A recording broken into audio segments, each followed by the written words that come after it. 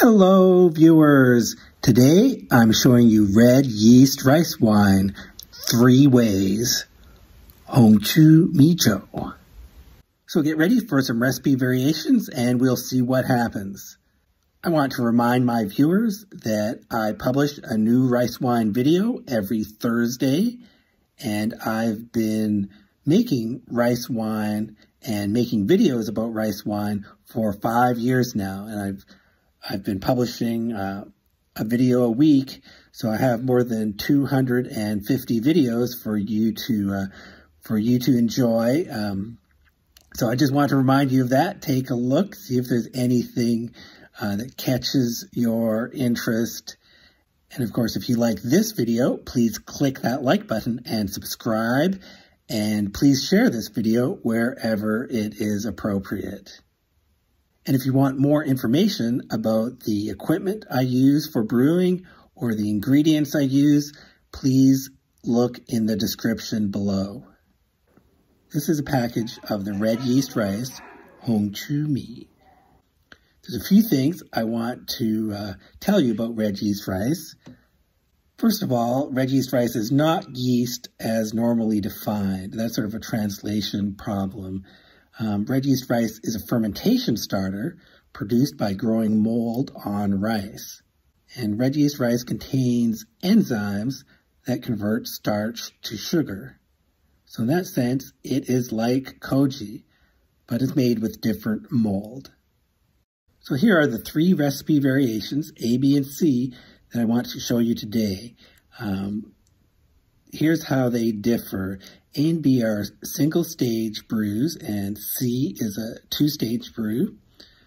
They all use red yeast rice, but for recipe B, it's powdered, and for the other 2, it's left whole. And for A and C, I add a yeast ball to the recipe, but for B, there's no additional yeast ball. One of the things I'm trying to do here is to make the best use of my ingredients. I don't want to waste my red yeast rice, but I'm also worried that it's too old, or maybe my yeast balls are too old. So I'm going to use plenty of red yeast rice, and I'm using both the red yeast rice and a yeast ball in 2 of these recipes just to make sure that I have enough enzymes to do the brewing, to do the fermentation. So that's what I'm trying to accomplish here. I'm trying to make the best use of my ingredients without wasting them. Enough with the introduction, let's brew.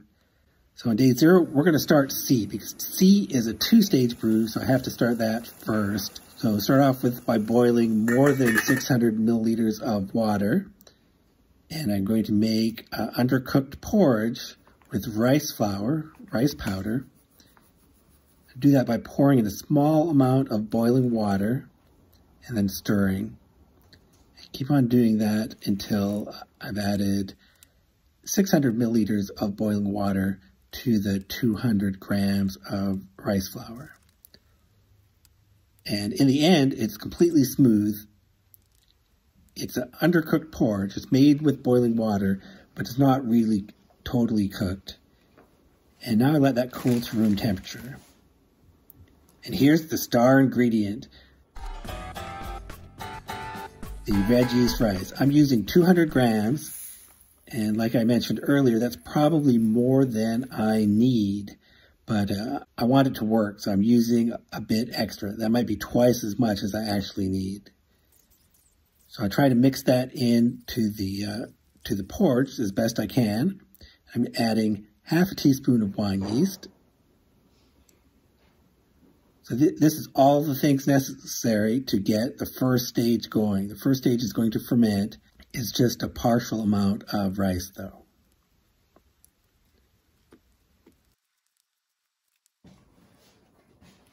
Now carefully get that into the jar. That's sort of challenging here.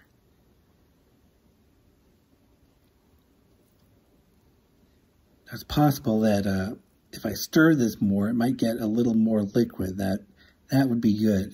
It's a little difficult to get in the jar.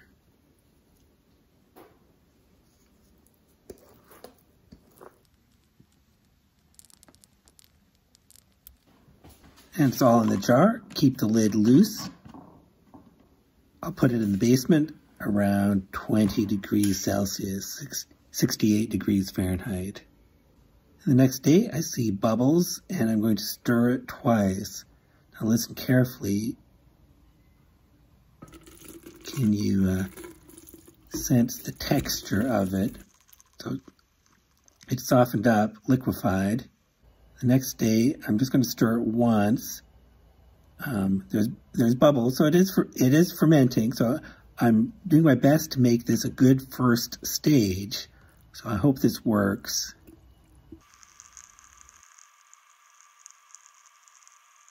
Now let's prepare A and B, and also the second stage of C.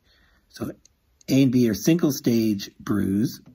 They're each going to use 1 kilogram of rice, and the second stage of C is going to use 800 grams of rice. So 2.8 kilograms in total. I'm going to wash that sweet rice gently and thoroughly. And the secret here really is to be gentle with it. If you want the water to get more clear, you can't agitate it too much. You can't break any of the grains. If you do that, it'll never get clear. So you can start off a little more vigorous, but get especially gentle at the end.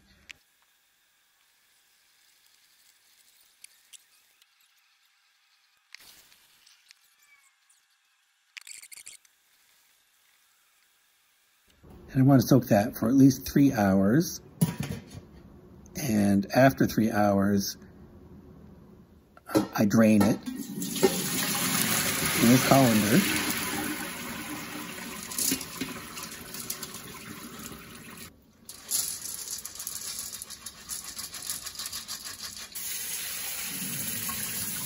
And rinse it off a bit. Let it drain for 30 minutes. So it's soaked up the water, but we don't want it wet. And we're going to steam it. So dampen the cheesecloth for steaming. So I have the water in the steamer almost boiling now, and I'm adding all that sweet rice. Spread it out evenly, make some holes, and fold the cloth over and steam it for 40 minutes. As that's happening, mix 200 milliliters of warm water and half a teaspoon of yeast. Do that for each of A and B. And just mix it well. So I like using wine yeast. It's more reliable than using trying to get wild yeast from my kitchen, which tends to be a bit sour. I'm also going to use these yeast balls that I have.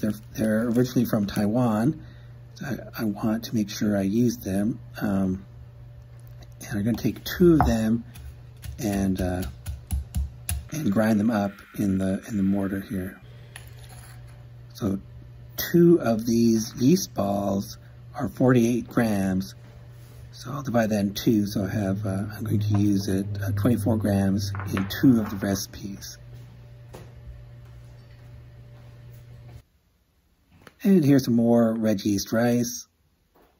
I'm going to use 200 grams again for each of A and B.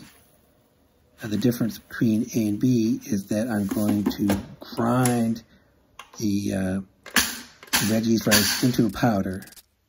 I'm going to use that for recipe B.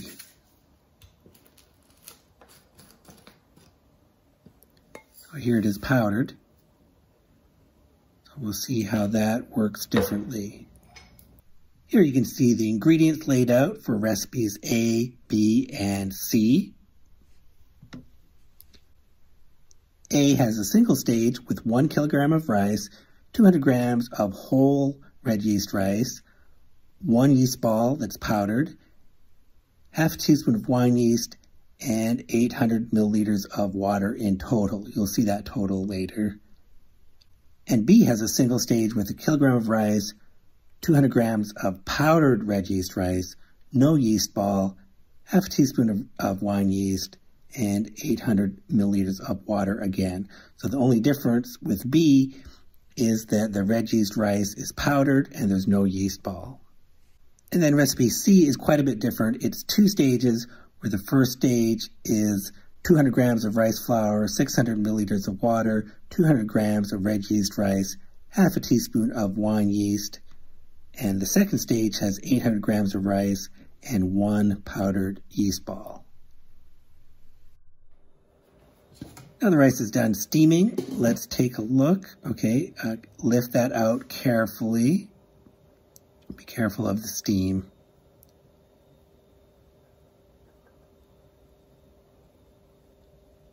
And I'm going to weigh this. I need to divide this up carefully into the right amount.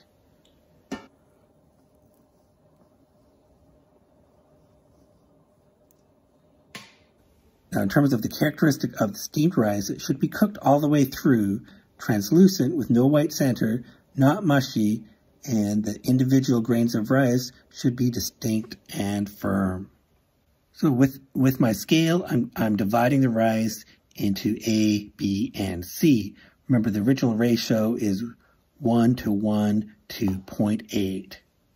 So originally, I had 2.8 kilograms of raw rice, 1 kilogram for A, 1 kilogram for B, and 0.8 kilograms for C.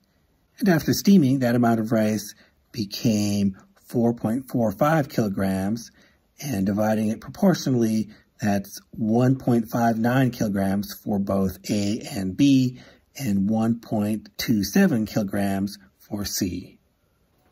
So this is the portion for A. I'm going to water cool this with 600 milliliters of cold water added to the hot rice. So this is a different technique. I don't normally do this technique. I'm going to see what happens. So I'm mixing the hot rice with cold water. And actually, the rice is going to absorb this water. Here's a portion for B. I'm going to water cool this to the same amount of water, to the same amount of rice. And then for C, I'm going to cool that in the air like I'm used to. Just spread that out and let it cool in the air. I want it to cool to room temperature. Basically, I want it less than 30 degrees Celsius. Time for a quiz question. So I want the rice to cool to 30 degrees Celsius, 86 degrees Fahrenheit. The question is, which will cool faster, the water-cooled rice or the air-cooled rice? Are you sure about your answer? And the answer is, the air-cooled rice cooled faster than the water-cooled rice. Very interesting. All right, so that cooled first. So this is the rice for C, the second stage of C, and I'm mixing it with the first stage, and in between the layers, I'm putting in the powdered yeast ball. And then at the end, I'm stirring that all up and trying to leave a hole of some kind in the center. So there's not a lot of liquid in there. It's quite dry. Leave the lid loose, and I'm going to, this is going to ferment in the basement like before. Now let's put A together. Again, layers, red yeast rice, the powdered yeast ball, and the cooled steamed rice. So many layers, try to be even. I don't think I did that good a job here. I'm going to stir it again at the end. Okay, and I'm going to add the yeast and water mixture. That gets absorbed pretty quickly too. And mix that up a little bit, but leave a hole in the center, and I'm going to ferment that in the basement. So now let's put B together. B has the powdered red yeast rice. Maybe that'll be more effective, I don't know. Again, in layers.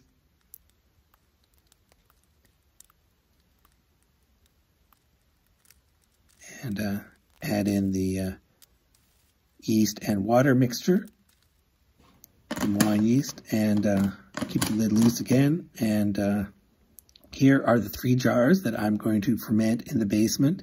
These are my 3 recipe variations. I hope I learned something about red yeast rice wine from trying these different experiments. So I should say here that I don't really know what I'm doing. I made up these recipes, especially for C with 2 stages. I don't really know the right way to do the 2 stages, so I made up these amounts and proportions. We'll have to see what happens. So what will happen to these brews? I am very curious to see what will happen. And if you're curious, you'll be able to see what happens in the next episode. Thanks for watching.